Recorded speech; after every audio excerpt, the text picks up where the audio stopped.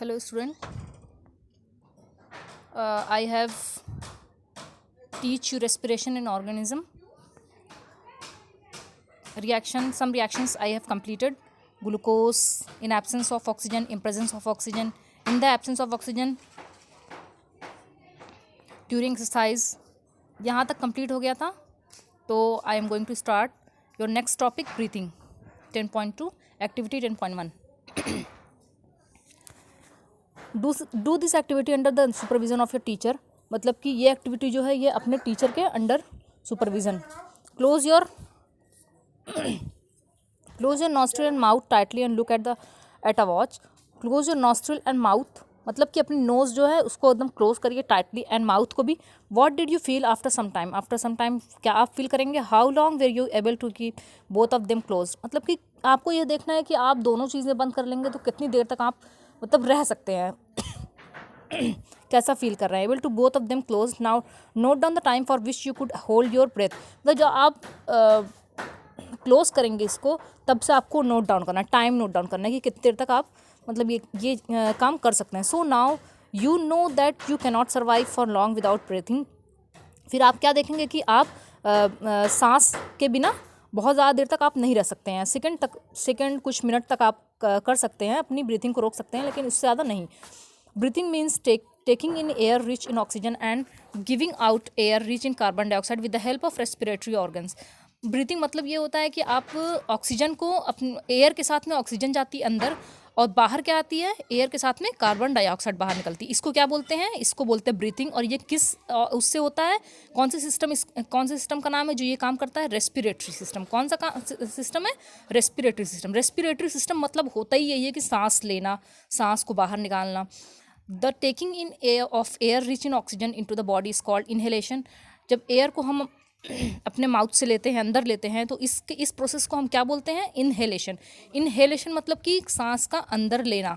And giving out of air rich in carbon dioxide is known as exhalation. Exhalation मतलब कि सांस को बाहर, मतलब कि आप एयर को बाहर छोड़ रहे हैं जिसमें क्या होता है, क्या प्रेजेंट रहता है, carbon dioxide. It is continuous process which goes on all the time and through out the life of an organism. मतलब ये जो काम है ये हमेशा, मतलब जब तक आपकी ज़िंदगी रहेगी तब तक ये काम चलता रहेगा. जिस दिन आपका ये प्रोसेस रुक जाएगा उस दिन समझिए आपकी लाइफ ख़त्म हो गई. The number of time a person breathes in a minute is term as a breathing rate. मतलब कि एक मिनट में आप कितनी बार सांस लेते हैं, सांस छोड़ते हैं, इस मतलब एक मिनट में आप कितनी बार एक टाइम में आप कितनी बार सांस लेते हैं, सांस छोड़ते हैं, इस रेट को हम क्या बोलते हैं, breathing rate. During breathing inhalation and exhalation take place alternately.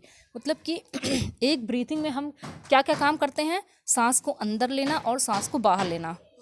A breath means 1 inhalation plus 1 exhalation. Breath का मतलब ये होता है एक बार सांस लेना और एक बार सांस बाहर निकालना. Would you like to find out your breathing rate. क्या आप ब्रीथिंग रेट को फाइंड आउट कर सकते हैं. Do you want to know whether it is constant और it changes according to the requirement of oxygen by the body. Let us find out by doing the following activities. अब हम following activities करेंगे. Activity 10.2. Generally we are not aware that we are breathing. However if you try you can count your rate of breathing.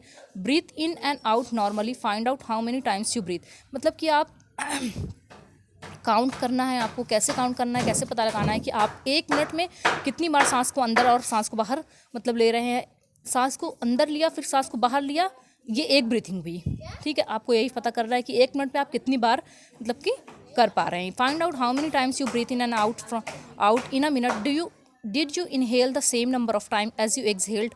क्या मतलब कि आप सांस अंदर ले रहे हैं, एक मिनट में कितनी बार अंदर ले रहे हैं, क्या इतना ही बार आप बाहर भी मतलब वैसे ही बाहर भी निकाल रहे हैं उतनी ही टाइम एक मिनट में. Did you inhale the same number of time as you exhale. Now count your breathing rate, number of breath minute after brisk walk and after running. Record your breathing as soon as you finish and also after complete test. Tabulate your findings and compare your breathing rates under different conditions with those of your classmate. From the above activities you must have realized that whenever a person needs extra energy she breathes faster. मतलब अगर कि आप सबको ये पता है कि exercise करते ही इसलिए है कि ताकि आपको एक ज़्यादा से ज़्यादा एनर्जी मिल सके.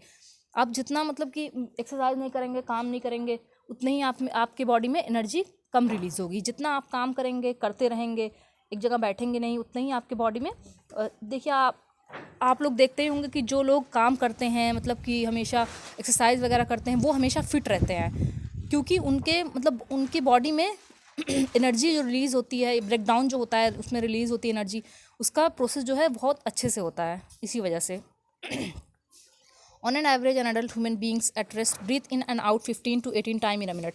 और एक एडल्ट जो जैसे हम लोग हैं, एडल्ट में आते हैं, तो 1 मिनट में नॉर्मली 1 मिनट में कितने बार ब्रीथिंग होती है? 15 to 18 time. During heavy exercise the breathing rate can increase up to 20। और अगर आप कोई एक्सरसाइज कर रहे हैं तो उसमें जो 1 मिनट में कितनी टाइम ब्रीथ होगा?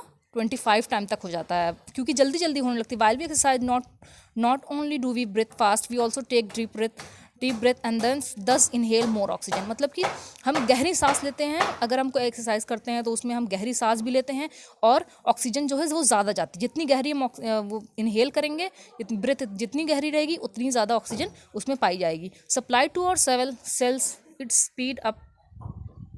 From the above activity, you must have realized that whenever a person needs extra energy, she breathes faster. As a result, more oxygen is supplied to our cell. It speed up the breakdown of food and more energy in release. Does this explain why do we feel hungry after physical exercise activity? और एक question ये भी इसमें put up हो रहा है कि जब हम एक्सरसाइज करते हैं तो हमें एक्सरसाइज करने के बाद भूख क्यों लगती है? देखिए, अब कोई जिम वाला पर्सन अगर है, आप देखिए उसको, जब वो जिम करके आता है तो उसको बहुत मतलब कि बताते हैं, जो जिम डाइट प्लानर होते हैं या फिर जिम वाले होते हैं, जिम के जो कोच होते हैं, वो क्या बताते हैं कि हमेशा मतलब कि करने के बाद, एक्सरसाइज वगैरह करने के बाद या जिम करने के बाद आपको मतलब कि अच्छा फूड, ज़्यादा फूड अच्छे से खाना चाहिए। When you feel drowsy, does your breathing rate slow down, does your body receive sufficient oxygen day? Can you say in which activity the rate of breathing will be slowest and in which it will be the fastest? क्या आप कह सकते हैं कि कौन सी activity में breathing rate जो है वो ज़्यादा हो जाती है और कौन सी एक्टिविटी में ब्रीथिंग रेट जो है वो स्लो हो जाती है? Assign number of the picture in the order of increasing rate of breathing according to your experience. How do we breathe? Next topic आपका जो है, हाउ डू वी, हम कैसे सांस लेते हैं अंदर। Let us now learn about the mechanism of breathing. अब हम मतलब कि पढ़ेंगे इसमें कि हम कैसे सांस लेते हैं, कहाँ से जाती है अंदर, फिर पूरा इसका प्रोसेस जान। Normally we take in air through our nostril. Normally जो है वो हम सांस कहाँ से लेते हैं? नॉस्ट्रिल से, मतलब अपनी नाक से सांस लेते हैं। नॉस्ट्रिल मतलब जो नाक में जो नली होती है उसको नॉस्ट्रिल बोलते हैं। When we inhale air it passes through our nostril into the nasal cavity. और फिर वो जो एयर है वो कहाँ से जाती है? नेजल कैविटी, अंदर नाक के अंदर जो ऐसे हड्डी उठी रहती है उसको नेजल कैविटी बोलते हैं, उसके अंदर से अंदर जाती है। From the nasal cavity the air reaches out our lungs through the windpipe. फिर जो एयर है वो कहाँ जाती है? लंग में जाती है विंड पाइप के through. Lungs are present in the chest cavity. सबको पता है कि लंग्स कहाँ प्रेजेंट होते हैं? चेस्ट कैविटी भी प्रेजेंट होते हैं। This cavity is surrounded by ribs. अभी आपको बताया है कि रिब्स जो है, रिब्स के अंदर ही लंग्स वगैरह, लंग्स है और भी सारे ऑर्गन प्रेजेंट होते हैं। Large muscular sheet called diaphragm. और एक पतली सी मतलब कि रिब केज के अंदर, जस्ट अंदर ही एक पतली सी शीट होती है, उसको बोलते हैं diaphragm. Forms the floor of chest cavity. मतलब एक फ्लोर बनाता है, जैसे छत होती है, अपने घर की एक छत होती है, हर चीज़ से रोकता है, वैसे ही एक डायफ्राम भी होता है, वैसे ही फ्लोर की तरह होता है चेस्ट कैविटी पे। Breathing involve the movement of diaphragm and a rib cage. मतलब जब आप सांस लेते हैं और बाहर निकालते हैं कार्बन डाइऑक्साइड, तो उसमें भी रिब केज और डायफ्राम वगैरह का सबका इन्वॉल्वमेंट होता है। During inhalation ribs move up and outward. जब आप सांस लेते हैं तो रिब्स जो है वो ऊपर जाता है और अंदर की तरफ जाता है। Move down, this movement increase space in our chest cavity. और जब ये एक्टिविटी होती है तो क्या होता है? चेस्ट कैविटी जो है वो इंक्रीज, बढ़ जाती है। जब आप सांस लेते हैं, सांस ले रहे हैं तो आप करके देखिए, आप खुद ही मतलब कि अपना प्रैक्टिकली करके देखिए। जब आप सांस ले रहे हैं तो आपका जो सीना है वो फूल जाता है, मतलब कि जो चेस्ट कैविटी है वो इंक्रीज हो जाती है। Into the lungs, the lung get filled with air. और फिर लंग जो है उसमें एयर भर जाती है। During exhalation ribs move down. जब आप एक्सहेल करते हैं, एक्सहेल मतलब सांस छोड़ते हैं, तो क्या होता है? रिब्स जो है वो वापस से अपनी जगह चला जाता है, मतलब एकदम चिपटा हो जाता है। While diaphragm moves up it's farmer position, this reduce the size of the chest. और इसी से चेस्ट का जो साइज होता है वो सिकुड़ जाता है, छोटा जाता है। And air is pushed out of the lung. और एयर जो है वो, जब आपका सीना मतलब कि ऊपर से रिब्स जो है वो दबता है और डायफ्राम दबता है, तो लंग में से जो हवा रहती है वो बाहर आ जाती है। Push out of the lung. These movement in our body can be felt easily. ये मूवमेंट को हम आसानी से मतलब कि देख सकते हैं, आसानी से फील कर सकते हैं। Take a deep breath. अब आप क्या करिए, पहले एक गहरी सांस लीजिए, deep breath. Keep your palm on the abdomen. अपना पाम, अपना हाथ जो है उसको एब्डोमेन में रखिए। What do you find? Feel the movement of abdomen. What do you find? क्या find करेंगे? After having learned that during breathing there are change in the size of the chest cavity, children not got involved in the chest expansion competition. Everyone is boosting that he could expand it in the maximum. How about doing this activity in the class with your classmate? ये सब activities बता रहा है करने के लिए।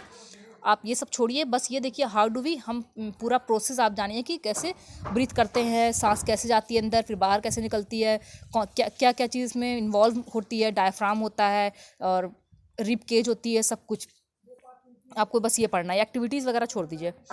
Smoking damage lungs. Smoking मतलब smoke जो करते हैं, सबको मालूम है, लिखा होता है स्मोक्स पे, सिगरेट वगैरह पे लिखा होता है smoking is injurious to health. क्यों लिखा रहता है? स्मोकिंग डैमेज, स्मोक जो करते हैं जो लोग, उनका जो लंग होता है वो बहुत कमज़ोर हो जाता है। Smoking is also link to cancer. Smoke करने से कैंसर भी हो सकता है। It must be avoided. इसको मतलब अवॉइड करना चाहिए। Activity 10.0 10.4 take a deep breath, measure the size of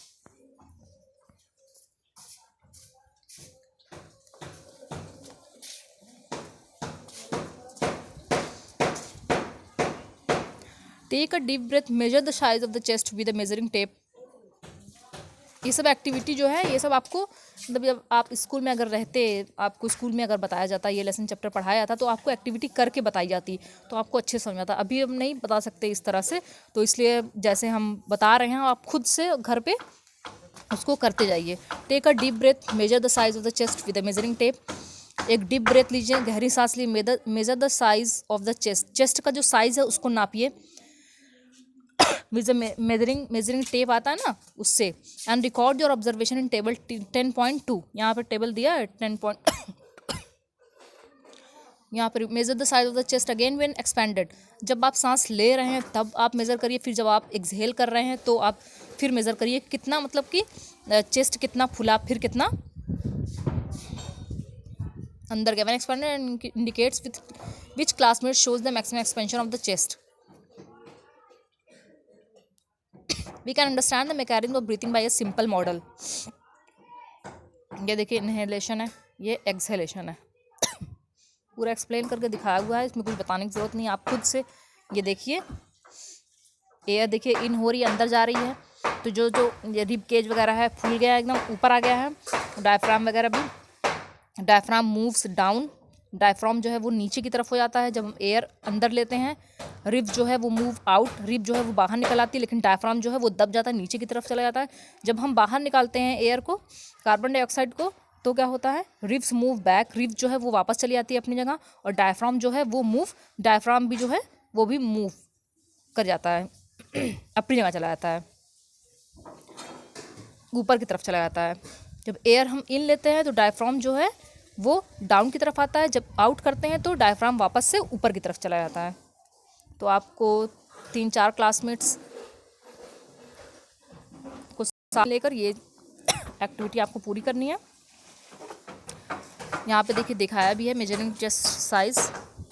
to understand the expansion of the lungs, pull the rubber sheet from the base downward. And to understand the expansion of the lung, अगर आपको understand करना है lung का expansion, तो pull the rubber sheet from the base downward and watch the balloon. Next put the rubber plastic sheet up and observe the balloon. Did you see any change in the balloon?